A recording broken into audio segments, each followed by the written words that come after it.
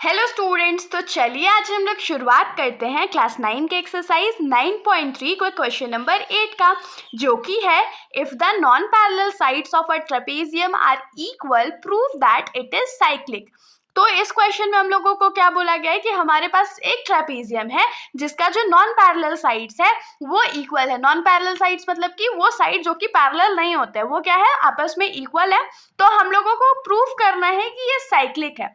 तो साइक्लिक कैसे प्रूव करेंगे? आप लोग बोलिएगा कि अभी तक तो हमने ऐसा कुछ सीखा नहीं है। तो बहुत सिंपल है, मैंने इस चैप्टर का इंट्रोडक्शन वीडियो, इस चैप्टर या प्रॉपर्टीज ऑफ जो हमने सर्कल्स वाला वीडियो कवर करा था, उसमें मैंने बहुत अच्छे से बताया था कि अगर कभी भी हम लोगों को ऐसा प्रूफ करने आ जाए कि कोई क्वाड्रिलेटरल है और उसको हम लोगों को साइक्लिक क्वाड्रिलेटरल प्रूफ करना है, तो हम लोग सिंपली क्या करेंगे, उसके अपोजिट एंगल्स का जो सम है उसको 180 डिग्री दिखा देंगे। तो उससे क्या होगा कि हमारा जो क्वाड्रिलेटरल है वो साइक्लिक हो जाएगा, क्योंकि ये साइक्लिक क्वाड्रिलेटरल का प्रॉपर्टी होता है कि उसका जो अपोजिट एंगल्स का सम है वो 180 डिग्री के बराबर होता है। तो चलिए अब इसको प्रूफ करते हैं। तो प्रूफ करने के लिए सबसे पहले हम लोग क्या करते हैं, तो ऑफकोर्स फिगर बनाते हैं। तो फिगर बना लेते हैं, एक ट्रेपेजियम ड्रॉ करेंगे।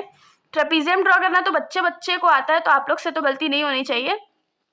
और इसमें क्या बोला कि नॉन पैरेलल साइड जो है वो आपस में इक्वल है, मतलब ये वाला जो साइड है इस वाले साइड के इक्वल है। अब इसकी नेमिंग भी कर लेते हैं, क्या लिखेंगे, तो ए बी सी और डी। अब क्योंकि ये फिगर हम लोगों को ऑलरेडी गिवन नहीं था, तो हम लोग इसके लिए लिखेंगे कि लेट देयर बी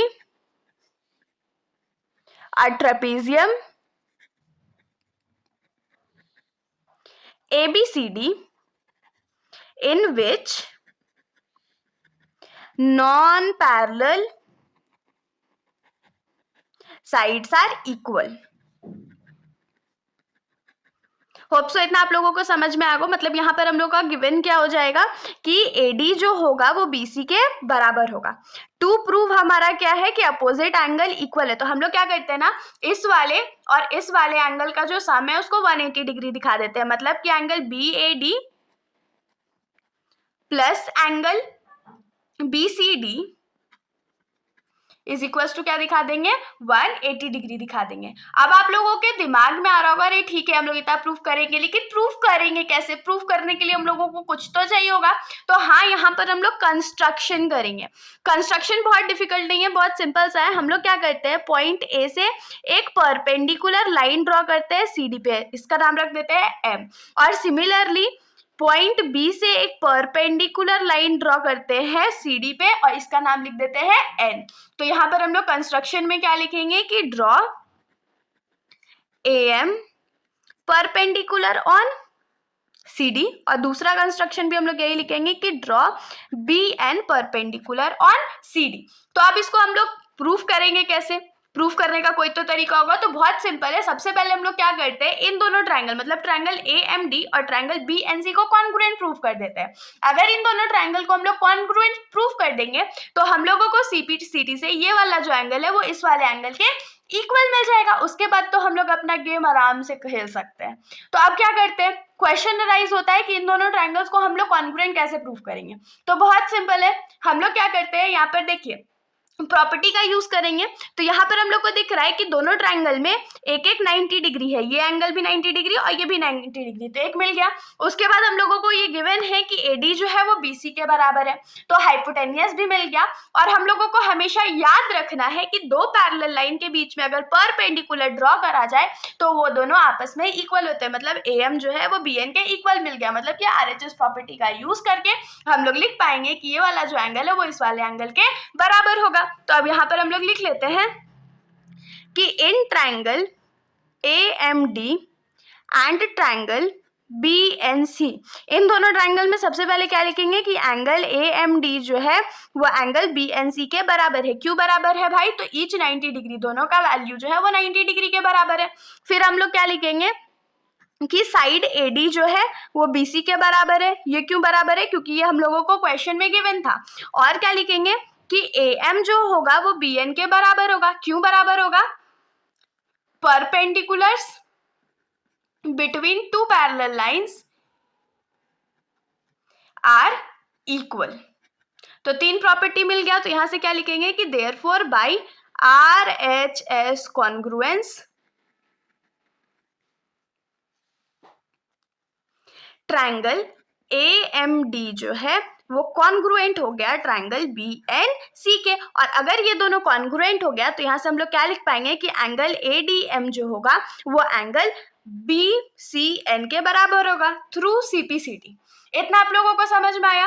अब यहाँ पर देखिए एक चीज तो हमने यहाँ पर प्रूफ कर लिया कि ADM एंगल जो है वो BCN के बराबर है, लेकिन अगर हम लोग ADM एंगल को ADC लिखे तो कोई दिक्कत होगा क्या? बिल्कुल भी नहीं होगा।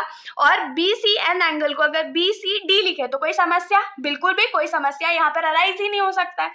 तो अब हम लोग यहाँ पर क्या लिखेंगे? इम्प्लाइज दैट एंगल ADM के जगह उसको क्या कर देंगे ADC, और BCN के जगह उसको क्या कर देंगे BCD, और इसको मान लेंगे इक्वेशन नंबर 1। अब इसके आगे हम लोग क्या करने वाले हैं, तो यहाँ पर हम लोग देख सकते हैं कि साइड AB जो है वो CD के पैरेलल है। क्यों पैरेलल है? क्योंकि ट्रेपेजियम में एक पेयर ऑफ अपोजिट साइड जो होता है वो आपस में पैरेलल होता है, तो ये पैरेलल है। तो अगर AB CD के पैरेलल है और AD को एज अ हम लोग ट्रांसवर्सल मान ले तो हम लोग क्या लिख सकते हैं कि ये वाला जो एंगल होगा वो इस वाले एंगल को ऐड करने से हम लोगों को सम 180 डिग्री मिलेगा। क्यों? क्योंकि angles on the same side of the transversal gives a sum of 180 degree. तो इन दोनों एंगल का सम क्या हो जाएगा? 180 डिग्री हो जाएगा। लेकिन हमको क्या प्रूफ करना था कि ये एंगल और ये एंगल का सम 180 डिग्री है। तो जस्ट अभी हमने प्रूफ करा कि ये एंगल और ये एंगल आपस में इक्वल है, तो इसको रिप्लेस करके हम लोग ये लिख देंगे, बस हो गया हमारा प्रूफ। तो इसको हम लोग फटाक से लिख लेते हैं। तो हम लोग यहाँ पर लिखेंगे कि since AB is parallel to CD and AD is a transversal, AD जो है वो एक ट्रांसवर्सल का काम करता है, तो देयरफॉर हम लोग यहाँ पर से क्या लिख पाएंगे कि एंगल BAD और एंगल ADC का जो सम होगा वो 180 डिग्री के बराबर होगा। क्यों 180 डिग्री के बराबर होगा? तो रीजन लिखेंगे angles on same side of the transversal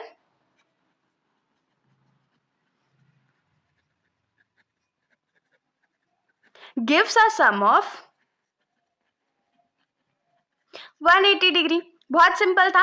अब यहाँ पर एंगल BAD को तो हम लोगों को प्रूफ करना है, तो इसको रहने देते हैं, और एंगल ADC को रिप्लेस करके हम लोग क्या लिख देंगे, तो एंगल BCD लिख देंगे इज इक्वल टू 180 डिग्री। और रीजन क्या देंगे? From equation 1। ये जो चेंजेस है वो इक्वेशन नंबर 1 से आए, और हम लोगों को यही प्रूफ करना था। तो यहाँ से क्या लिख सकते हैं कि हेंस या सिंस से लिखते हैं, since sum of opposite angles of trapezium ABCD is 180 degree, therefore ABCD is cyclic। यही हम लोग को प्रूफ करना था। तो इसके साथ हमारा ये जो सॉल्यूशन है यहीं पर खत्म हो जाता है। अगर आप लोगों को कोई भी डाउट हो तो कमेंट सेक्शन में पूछिएगा, वरना इतनी मेहनत करने के लिए एक सब्सक्राइब तो बनता है और वीडियो को लाइक करते हुए जाइएगा। Thank you.